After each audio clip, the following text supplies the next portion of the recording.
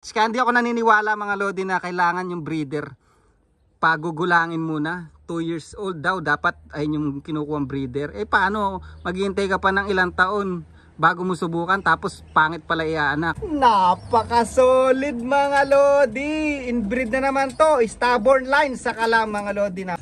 Ito yung mga bloodline na hindi kayo bibiguin sa race mga lodi. Siguradong sigurado merong malalakas na ibon.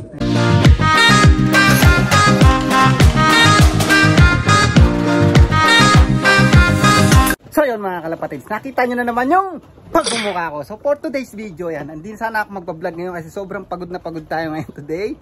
And ngayon today, no? Yan, pawis na pawis pa tayo mga lodi. Napakainit ngayon dito sa New Zealand. But anyway, yan, nagpapatuka tayo ng ibon. Pinaronda ko lang sila at pagkababa, pinakain ko na. Hindi ko sila masyadong di ko sila pinupwersa mga lodi kasi nagmumolt sila. Kailangan nila ng, hindi sila dapat na ma-stress mga lodi. So hindi ko pinupwersa. At yan, nagpapatuka lang tayo. Ayan sila ngayon mga lodi. Ayan lang sila oh. So more on oil seeds yung pinapakain natin. Kasi maganda yung pagka tumubo yung balahibo nila. Malaking tulong yun yung oil mga lodi. Ayan. So sa susunod meron pala tayong kukuhaning oil mga lodi na hinahalo sa patuka. Ayan. So hindi pala nakukuha na kay brain slope mga lodi. So yun, meron pala ako ipapakita sa inyo kaya ako nag-vlog. Gusto ko lang i-share sa inyo kasi sobrang tuwan-tuwa ako, nakakawala ng pagod. Ganito rin ba kayo mga lodi pag nakita nyo yung ibon nyo na o kahit anong ibon, basta mahal nyo yung ibon nyo o kahit anong alaga, nakakawala ng stress pagka nakita nyo. So pakikita ko sa inyo kung ano ba yung nakawala ng stress ko ngayong araw na ito. Alright? Ayan, pagdating ko nagkayod-agad ako, napakaganda na itong blue chicken na ito mga lodi. You know? Napakaganda-ganda ng pagkakaano ng molt niya. Konti na lang, mga 2 weeks na lang, fully molt na yan. Ayan, nagkayot nga ako. Ayan, pangit ng ano nila ngayon, droppings. Wag na tayong umasa dahil nga nagmo-molt sila. But doing good naman yung molting nila mga lodi. Ayan, ito pumangit na yung favorite natin. Oh. Pumangit na itsura. Oh. Yes, parang stubborn. Oh. Ayan, oh. Ang sipag niya, no? Oh. Ayan, oh.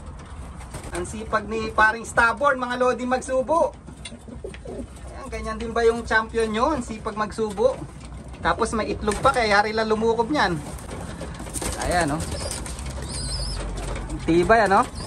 Pag yaring kumain, subo agad sa mga anak. Ganyan gusto kong mga breeder. Masipag.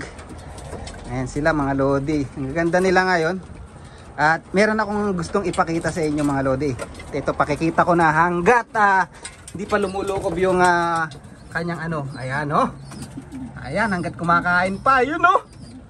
Napaka-solid mga lodi. Inbreed na naman to. Stubborn line sa kalam mga lodi. Napakaganda. Ayan. Champion line mga lodi. Ayan. Winning line. Ito yung mga bloodline na hindi kayo bibiguin sa race mga lodi. Sigurado merong malalakas na ibon. Ayan, sigurado ako 2 mili to mga lodi. Ayan, napakaganda. Tingnan nyo naman oh. Napaka solid. Ayan, tas ayun na naman si paring stubborn. No? Sabi sa'yo, napakasipag niyan. Pagyari magsubo. Ayan, lukob naman siya ngayon. Ayan, galit na si ano niya, inbreed oh. Ayan. Try nating ilipad yung mga lodi, yung mga ganitong halos inbreed na. Actually, hindi naman inbreed to dahil si Jopay, iba yung nanay niyan. Si 1289 hen ang nanay niyan. So, hindi sila magka-bloodline ni stubborn. Yan. So, tapos si Jopay, tatay niya si stubborn. And then ang nanay niya si 1289 hen. But etong kak na ito is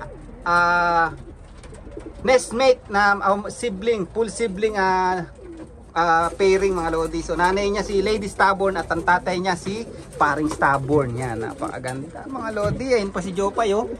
Ayan.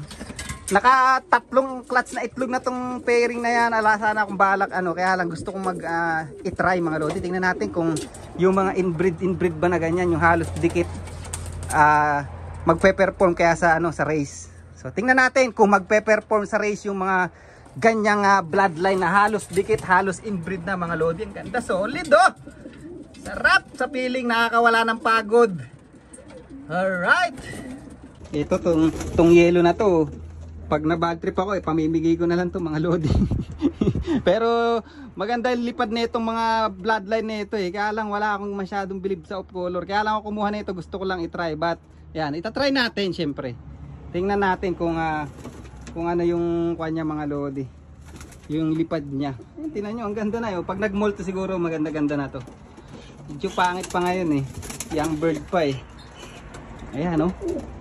So malapit na, meron na naman tayong ibababang mga inakay, 3. Ang gaganda, pakita ko rin sa inyo mga lodi. Ang pawala ng pagod, alright? Ayan mga lodi, ito napakaganda oh. Ayan, may balahibong pusa pa, may mga dilaw-dilaw pa. Bale, ito yung pinakita ko na nakaraan, anak ni Borga saka ni Darna mga lodi. Ang ganda na nilabas. Ang sarap palang mag-pairing ng magkaiba yung mata mga lodi. Mas mukhang malalakas yung nilalabas pero alam mo naman, kailangan pa rin nating i-raise nang malaman natin kung magaling ang ibon.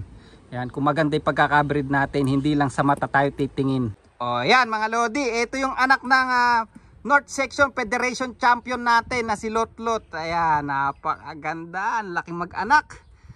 Second clutch, kaya hindi ako naniniwala mga lodi na kailangan yung breeder pagugulangin muna. 2 years old daw dapat ay yung kinukuha breeder. Paano maghihintay ka pa ng ilang taon bago mo subukan tapos pangit pala iaanak. Ayan, maniwala pa ako yung mga second clutch.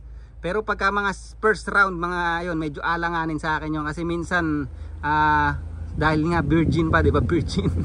So yung mga second round ng ng pag-itlog kahit bata pa, basta yung second round na yun, okay yun mga lodi para sa akin. Pero pag first round medyo alanganin pa kasi minsan maliit yung itlog.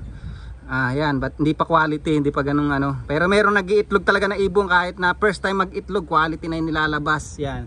So ito, tingnan nyo, laking kak nito. Ayan, laking ibon. Pakita ko sa inyo yung kapatid. Sana nga hen yung kapatid eh. Tingnan nyo yung pakpak oh. Mga lodi oh. Lalapad. Well sport line natin yan sa tulot-lot.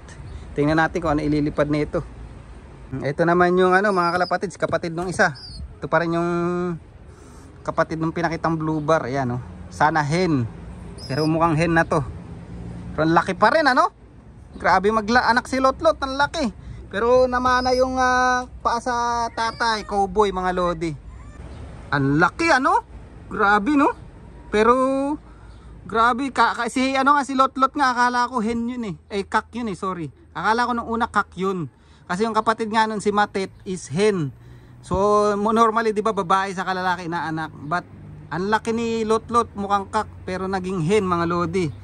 Yan, sana hen na tong isa. Pero nagmana yung yung paa sa tatay. May balahibo sa paa mga lodi. Cowboy. Napakaganda, solid oh. Yan. Malapit na rin natin ibaba to. Mga ilang weeks lang to. Kasi gusto ko pagka nagbaba ako mga lodi yung kayang-kaya na makipagbugbugan dun sa sa loop mga lodi, yung kaya na makipag-agawan dun sa pagkain.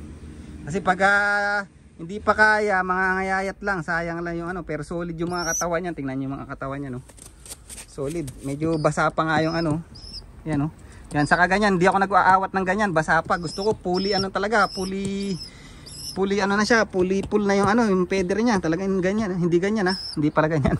Gusto ko yung kompletong kompleto na ganyan mga lodi. Ayan.